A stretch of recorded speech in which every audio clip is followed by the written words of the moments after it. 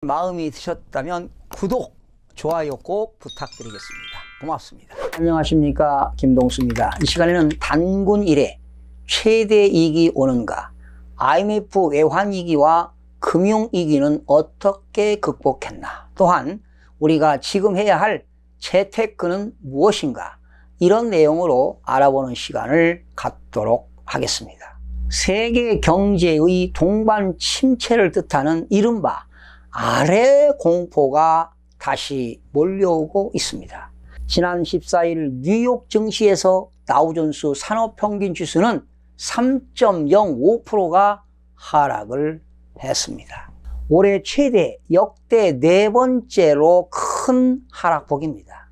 연쇄 반응을 일으켜 15일에는 중국, 일본 등 아시아 주요국의 주가가 큰 폭으로 떨어졌습니다.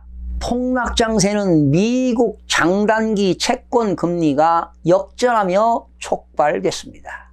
이날 뉴욕 채권 시장에서는 장중 한때 10년 만기 채권 금리가 2년물 단기채 금리 밑으로 떨어졌습니다. 장기채는 만기가 긴 만큼 통상 단기채보다 금리가 높습니다. 하지만 경기 전망이 극도로 불안해지면서 장단기채 금리 역전 현상이 일어났습니다. 세계 경제가 불황의 늪에 빠져들고 있는 징후는 곳곳에서 지금 나타나고 있습니다. 이 같은 장단기 금리 역전은 대체로 본격적인 경기 침체를 예고하는 신호탄으로 받아들여지고 있는데요. 문제는 한국이 세계 경제 침체에다 무역전쟁, 한일 경제 분쟁의 한복판에 놓여 있다는 것입니다. 다른 국가에 비해 대외 의존도가 높기 때문에 삼중고를 겪는 처지입니다. 지난달 한국은행은 올해 경제 성장률 전망을 두 차례나 낮춰가지고 2.2%로 예상했지만 1%대로 내려앉는 것이라는 예측들이 지금 줄줄이 나오고 있습니다. 미국과 중국의 무역전쟁 여파로 수출이 줄고 자동차 등 주력 업종 실적이 저조한 탓입니다. 여기에 블랙시트, 영국의 유럽연합 탈퇴를 둘러싼 불확실성이 커지면서 타격을 받는 것입니다. 아시아와 유럽의 성장축이었던 중국과 독일 경제가 흔들리면서 글로벌 불황의 먹구름은 더욱더 짙어지고 있습니다. 대외 의존도가 높은 한국 경제에는 거대한 폭풍우를 예고하는 것입니다. 서로 합심하고 십시일반으로 도와 경제 체력을 길러도 경제 난국을 돌파하기가 어려운데 편가르기와 잘못된 정책으로 경제를 막다른 길로 내몰면 안 되는 것입니다. 지금은 비상시국입니다. 수출, 생산, 소비 등 모든 경제 지표는 지금 줄줄이 떨어지고 있습니다. 우리는 과거에도 국가 차원의 위기를 맞은 적이 여러 번 있었죠. 1950년 북한의 무력 남침으로 한국전쟁이 군사적 위기였다면 1997년 애환위기와 2008년 금융위기는 경제사회적 위기였습니다. 이번 일본과의 충돌로 인한 1차 위기는 아마도 경제적, 사회적 위기가 될 것입니다. 1997년과 2008년의 경제, 사회적 위기에 우리가 어떻게 대처했는지 여러분들 알고 계십니까? 김영삼 대통령 국정 말기 1997년 10월에 IMF 외환 위기가 왔습니다. 김영삼 정부의 강경식 부총리는 1997년 10월 외환위기 직전 우리 경제의 펀더멘탈 기초가 튼튼하다고 말해 외환위기의 주범으로 꼽힌 바 있습니다. 그 당시 경제팀에서는 IMF라는 최악의 상황을 피하기 위해 많은 노력을 한 것만은 사실인데요.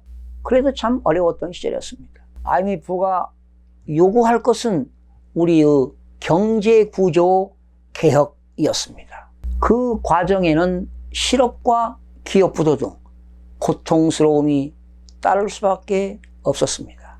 정부가 IMF 구제금융 신청을 공식 발표한 11월 21일 경제난 극복 방안을 논의하기 위해 김영삼 대통령이 긴급 회동을 가졌고 11월 20일 오전 10시 김영삼 대통령은 경제 난국 극복을 위한 특별 담화를 발표했었습니다.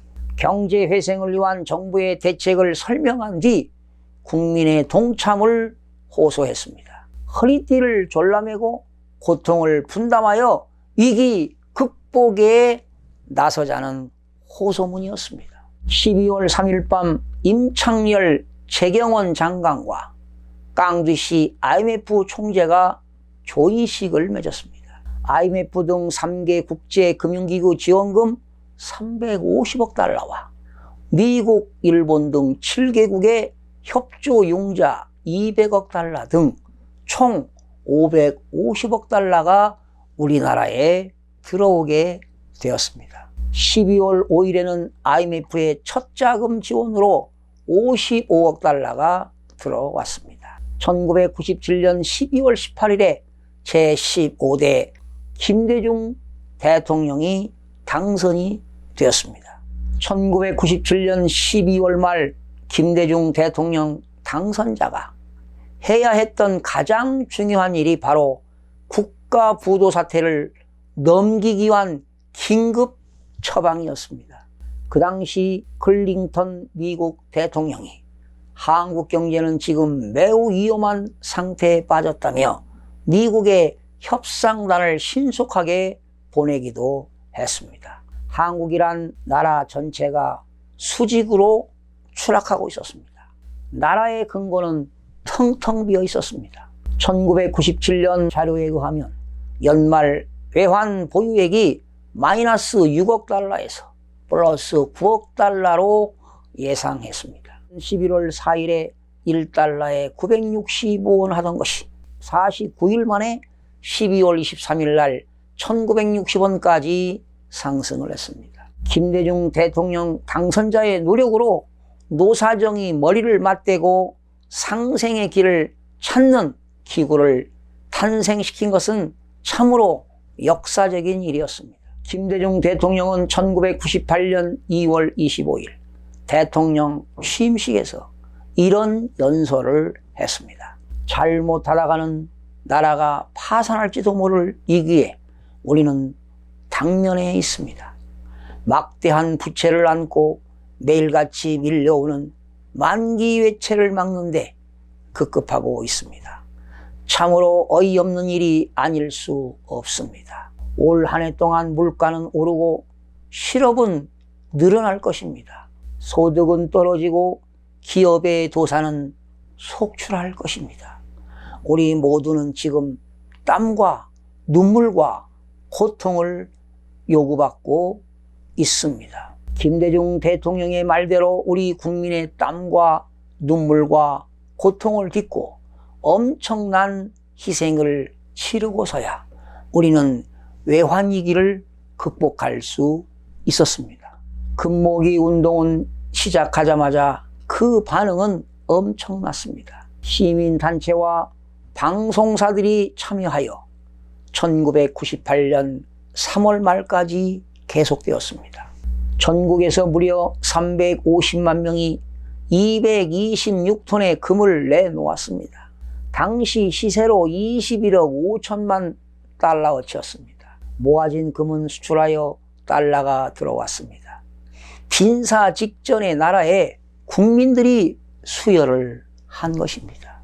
그 당시 짱점인 중국 주석, 클린턴 미국 대통령, 짱 그레티엥 캐나다 총리는 하나같이 탐복했습니다. 역시 대한민국 국민은 위대하다고 말입니다. 외환위기 때 경제 상황은 눈물겹도록 처절했습니다.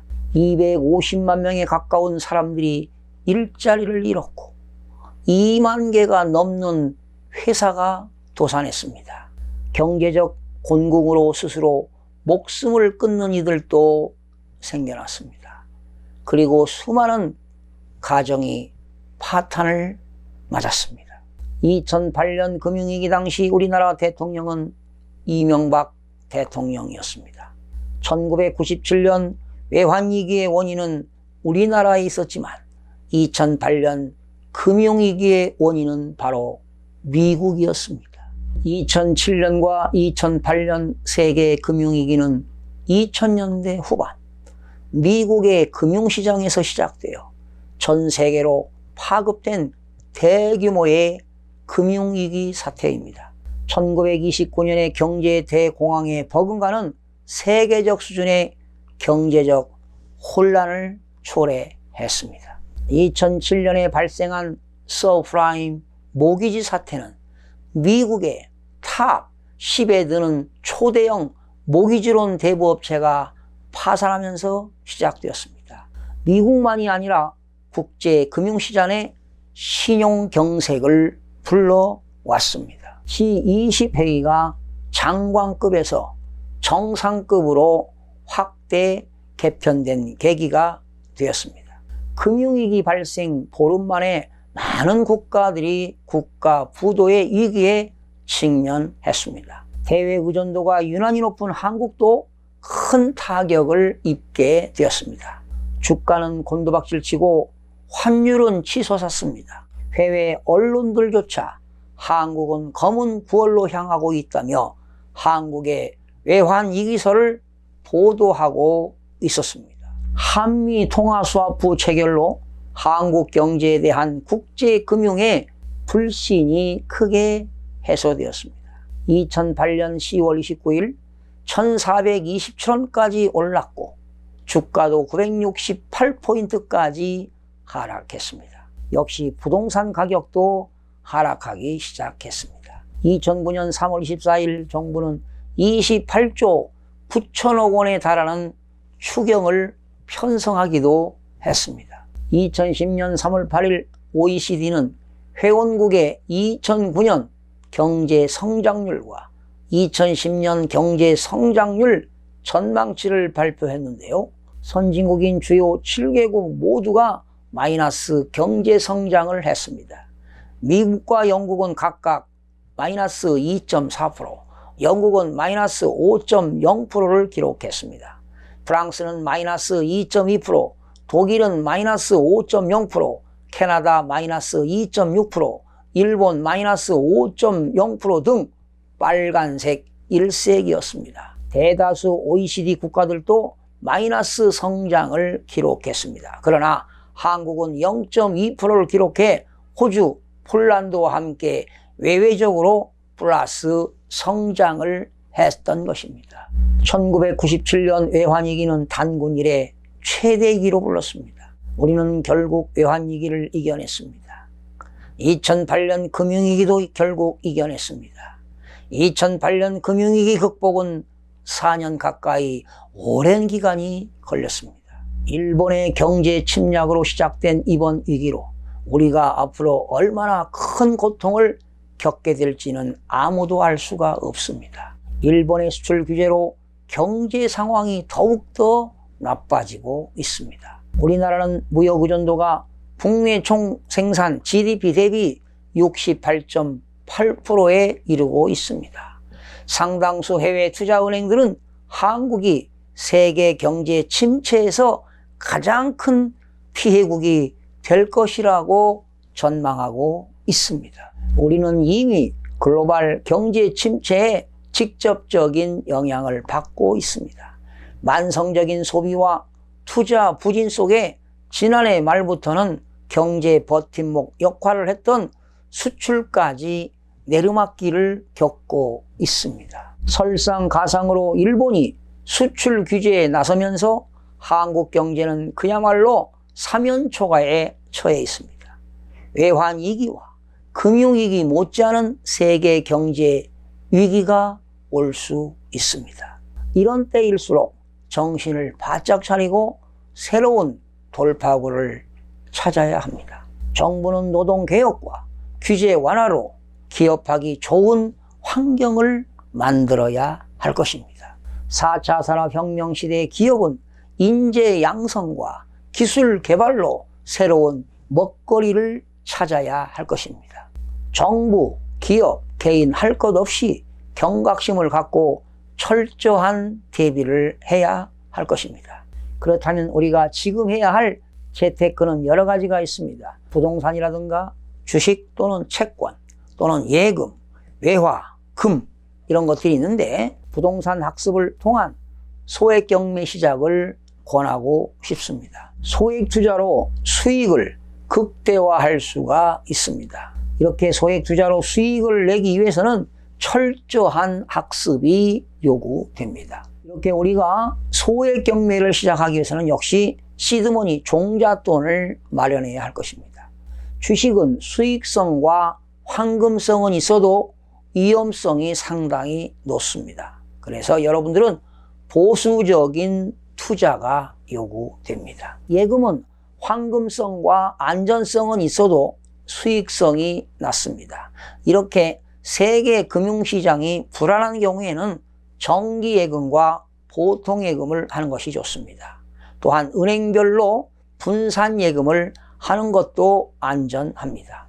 특히 금리 연계형 파생상품은 리스크가 있는 고위험 상품이므로 투자 주의를 요망합니다. 여유자금이 있다면 달러를 구입해도 좋을 것 같습니다. 또한 안전자산인 금을 구입해도 좋습니다. 그러나 여러분들이 이렇게 항상 재테크를 하는데 항상 포트폴리오 분산 투자를 해야 할 것입니다. 내일 아침에 찾아뵙겠습니다.